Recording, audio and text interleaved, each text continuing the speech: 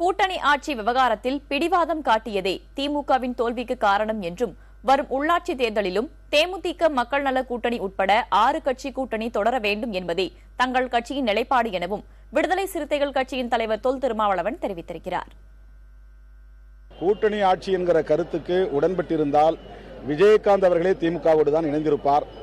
திமுக ஆட்சியை பிடித்திருக்கும். இது நிதர்சனமான உண்மை.